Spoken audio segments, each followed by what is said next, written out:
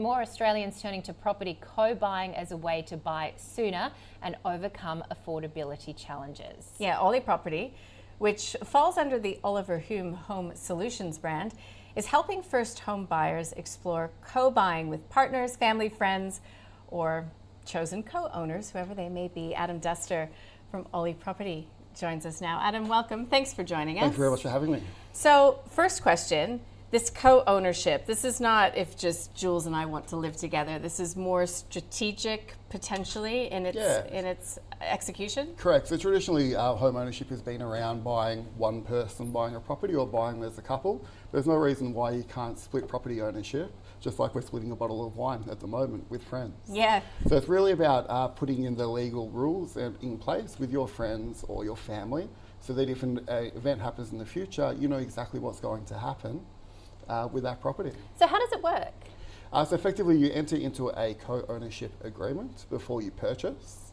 There's some rules around that, around tenants in common, and you actually specify what's actually going to happen should your circumstances change in the future.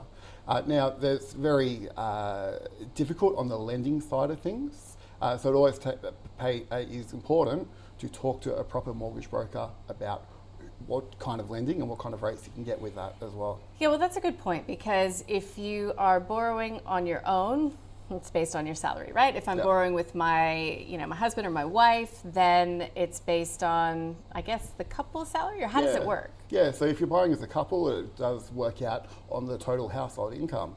But generally speaking, with the major banks, when they look at you on a co-borrowing scenario, they'll look at you at the common denominator. So it pays to find the right lender, which we can help you through Oli Property, who can actually look at your individual circumstances and actually provide the right loan that fits you for your scenario. Adam, it would be very, very tough, and we know the first home buyer scheme has just been expanded, but to be a young person these days and look at the booming property prices, wonder how on earth are you ever going to get in, particularly on your own. So how does co-buying potentially help Australians get into the very tough property market? Yeah, very good question. So there was recent research from CBA that showed only 4 out of 10 first home buyers were actually getting into the property market by themselves. They were seeking some type of help, either from the federal government or from their own parents. What co-buying allows first home buyers to do is to actually get their parents to invest into their property and actually take ownership in their property. People seem to think that property investors are a large cohort in our community, but actually only represents 10% of the population.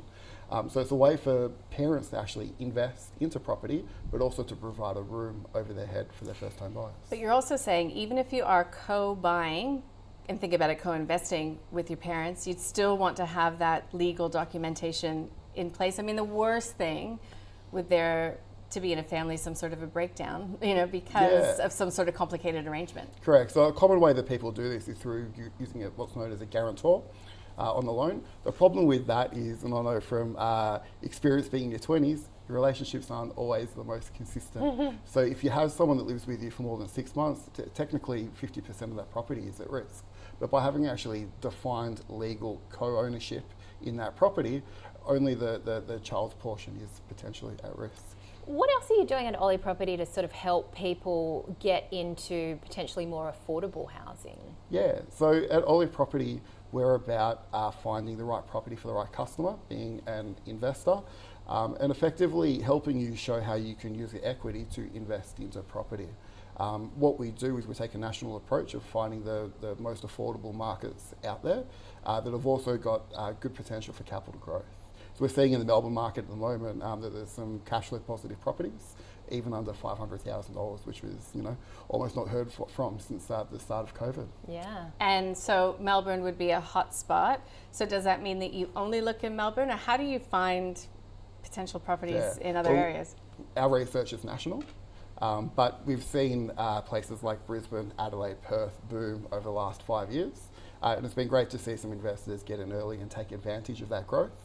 But Melbourne's been largely stagnant, and we believe that Melbourne has got future potential growth, albeit being the biggest city in Australia come 2032. Yeah, so just on that, so you're saying as well, you don't need to invest where you live, and should you take the emotion out of investing, whether it's co-investing or any kind of property investing? Correct. So property investment's hard because people take a very emotional approach to investing. if you talk to most property investors, it seems that the best property seems to be within 5 kilometres of where they live. Yeah. The type of property that you invest in doesn't necessarily have to be the type of property that you want to live in. It's about what's going to create capital growth for your future and help you to achieve a comfortable retirement. So if Nadine and I were going to buy a house together, should we maybe look at doing that, renting it out, trying to capitalise on that before we, and eventually move in, maybe in our golden years? Yeah, look, again, that's something for you to discuss over a bottle of wine that you share together. But effectively, you can decide that, you may keep a property as an investment property to then look into moving in at the future. But if you decide to change your mind as well, knowing that all the legal protection is there. Yeah, and one last question, sorry for me, because we talk a lot about negative geared property, positively geared property. So you could do either, or you could help us figure out which is best for us, because maybe we want a little bit of income, Jules, in the meantime, or maybe we would look to take advantage of some of those really generous tax laws here in Australia as well. Correct. Look, everyone's scenario is different, and it all ultimately comes to what your individual goals are and what you're looking to achieve. So there's different ways to invest into property. And I will caveat this by saying that I spoke to your economist Matt Bell earlier, but given where we're seeing the interest rate environment and the fact that maybe there's only one more interest rate cut, where are you sort of seeing the overall property market though? When you talk to clients, the demand is still very strong, right? Yeah, so our research looks at long term over the next 10 to 15 years. And from our perspective with our research, we see a scarcity of land in capital cities in Australia. When there's a scarcity of land, that's typically when you start to see demand exceed supply and prices to grow.